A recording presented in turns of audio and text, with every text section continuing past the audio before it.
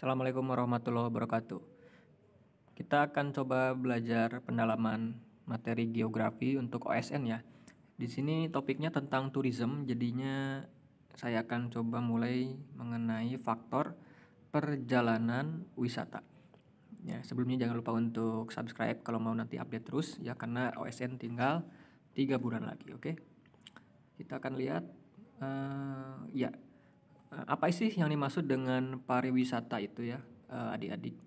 Jadi pariwisata itu kegiatan yang berhubungan dengan wisata, ya, termasuk pengusahaan objek dan daya tarik wisata serta usaha-usaha yang terkait di bidang tersebut.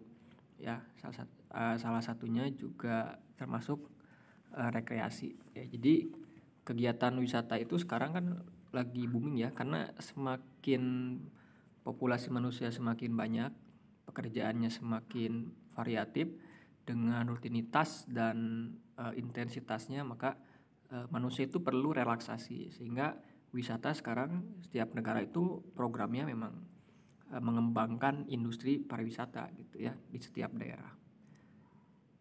Nah, mengapa pariwisata masuk industri ini? Karena di dalamnya ada macam-macam nih adik-adik ya, ada hotel, restoran, toko cenderamata, transportasi, ada biro jasa, perjalanan, tempat hiburan, lah macam-macam lah ya.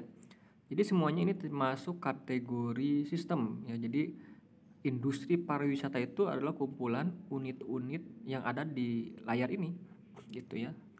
Kalau kita mengunjungi tempat wisata kan nggak mungkin nggak ada makan ya, minuman, cenderamata. Jadi satu paket ya. Orang datang ke tempat wisata pasti ingin makan, kalau capek kan ingin minum ya, kemudian ingin hiburan, apa ya, atraksi ya, mau atraksi budaya lah, mau atraksi buatan. Jadi memang ada komponen-komponen yang saling terkait, makanya disebut industri ya kan. Ada, kalau di ekonomi ada produsen, ada konsumen, ada makelar lah, macam-macam ya gitulah. Oke, nah apa itu wisatawan dan pengunjung? Jadi wisatawan itu orang yang melakukan perjalanan wisata ya. Menurut Oka Yuti, pengunjung adalah orang-orang yang datang pada suatu negara tapi bukan untuk menetap dan hanya tinggal sementara ya, temporary stay, tidak mencari nafkah di negara yang dikunjunginya. Jadi hanya sementara gitu. Ya, kalian datang ke Bali hanya 3 hari 2 hari, yaitu pengunjung gitu ya. Kalau tetap di sana 5 tahun kan penduduk namanya gitu kan. Nah, faktor perjalanan wisata itu ada 2 berdasarkan yang saya baca ya. Ada pendorong, ada penarik, sama kayak urbanisasi. Faktor pendorong itu dia berasal dari dalam diri orang tersebut. Kenapa sih saya ingin pergi mengunjungi air terjun apa ya gitu ya. Kenapa sih saya ingin ke pantai ini gitu ya. Kenapa sih saya ingin ke Toraja misalkan. Jadi berasal dari dirinya gitu. Si pelakunya gitu ya. Kalau faktor penarik ini sesuatu di luar sana yang menarik gitu, bersumber dari luar. Apa aja ini, bisa apa aja, lokasinya, budaya ya, atraksi alamnya ya gitu. Bahkan mungkin yang lebih ekstrim ada wisata bencana gitu, menarik gitu aja. Orang-orang sekarang kan bahkan sampai demikian ya, ada istilah wisata bencana, padahal enggak juga gitu ya. Jangan dijadikan wisata lah bencana itu ya, bukan. Jadi kalau misalkan gunung ya, keindahan, mata air dan lain-lain, oke gitu ya, seperti itu. Menurut Kavit Vandeli, ini faktor yang mendorong seseorang untuk berwisata itu ingin terlepas meskipun sejenak ya dari kehidupan rutin sehari-hari, lingkungan tercemar, kecepatan lalu lintas, dan hiruk pikuk kesibukan kota. Jadi ini ya pokoknya kepenatan lah gitu ya. Memang otak manusia, tubuh itu perlu relaksasi ya, makanya kalian tuh anggarkan memang harus ada ya untuk budget wisata ya, meskipun sebentar, karena itu penting buat relaksasi. Ini menurut Rian dalam IGD Pitana, dari kajian literaturnya menemukan berbagai faktor pendorong bagi seseorang untuk melakukan perjalanan wisata. Oke, kita lihat ya apa aja. Escape yang pertama. Escape itu artinya ingin melepaskan diri dari lingkungan yang dirasakan menjemukan atau kejenuhan dari pekerjaan. Jadi kalian datang kemana untuk sekedar ingin nggak macet-macet ya. Tapi kadang-kadang misalkan kita dari Jakarta ke Diengnya macet juga gitu ya. Jadi memang kita terikat oleh waktu juga. Kalau liburnya bareng se-Indonesia cuti bersama pasti akan numpuk ya orang itu. Makanya lebih bagus sih ambil cuti misalkan di hari yang bukan hari kerja ya, karena memang akan dirasa seperti itu. Kalau misalkan di hari yang sama liburnya biasanya akan macet gitu ya, sama aja. Jadi harus di waktu yang memang sangat bukan pas peak seasonnya gitu ya. Kemudian relaksasi, keinginan untuk penyegaran yang juga berhubungan dengan motivasi dan untuk escape di atas. Jadi relaksasi, jadi ingin ya untuk ya itu merefresh diri kita ya dari sejenak dari kepenatan. Itu ya, misalkan saya itu di foto itu ya di bawah itu ke air terjun ya untuk menikmati air jernih kan, itu kan relaksasi ya. Jadi tubuhnya makin segar ya. Jadi ketika tubuh segar, organnya bagus, maka pikiran akan tenang dan karya-karya terbaik akan muncul. Jadi logika berpikirnya kayak gitu. Ya. Kemudian play ini ingin menikmati kegembiraan melalui berbagai permainan. Ya. Jadi ingin memunculkan sifat kekanak-kanakan, melepaskan diri dari berbagai urusan serius.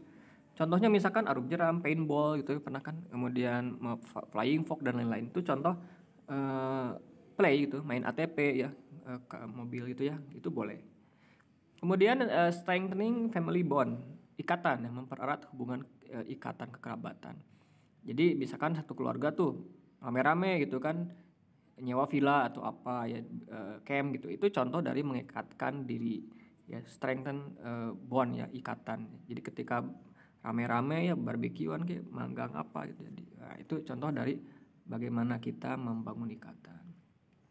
Kemudian prestis. Nah, ini untuk menunjukkan gengsi nih adik-adik. Jadi misalkan you mengunjungi destinasi wisata ya, kemudian ingin foto-foto selfie di-upload di medsos ya supaya terlihat oh kamu keren banget ya gitu. Nanti misalkan ke luar negeri kemana, itu ya untuk prestis. Ada juga sih orang gitu ya. Nah, untuk meningkatkan prestis, branding diri, nanti kan bisa aja endorse apa ya. Ya orang sekarang di era medsos macam-macam sih tujuannya ya. Ya untuk prestis juga memang nggak salah sih kalau untuk di zaman sekarang ya, karena memang tuntutannya untuk marketing kayak gitu. Seperti itulah dunia sekarang.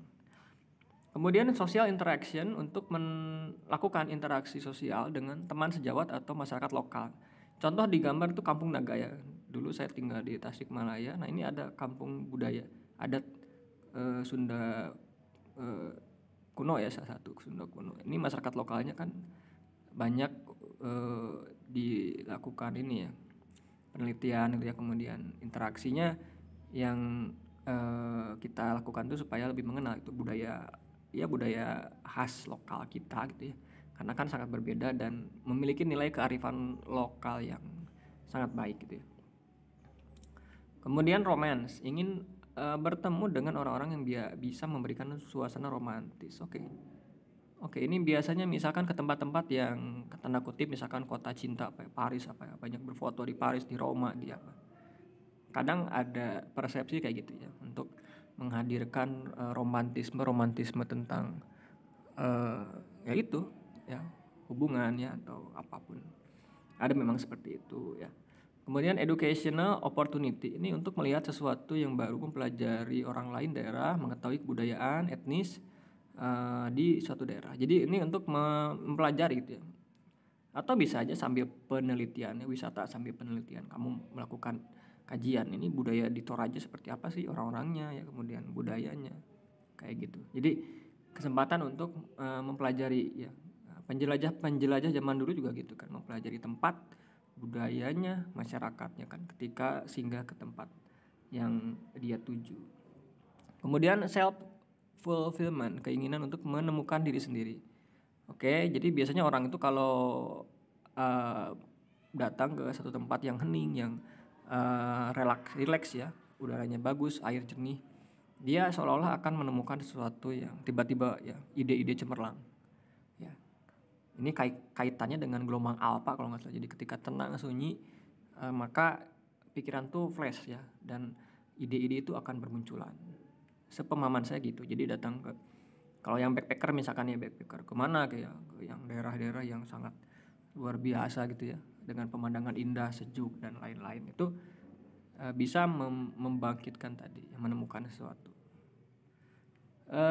Wish fulfillment, keinginan untuk merealisasikan mimpi yang lama dicita-citakan ya. Dan silakan dibaca. Contohnya dalam perjalanan wisata religius. Oke, ini contoh misalkan umroh, haji itu contoh wisata. haji itu wisata ini ya, ibadah gitu kan. Ya, ke Mekah, Madinah, Safa Marwa itu kan, ke apalagi wukuf di Arafah. Nah itu contoh wisata religius ya, ini wish fulfillment jatuhnya ya, seperti itu.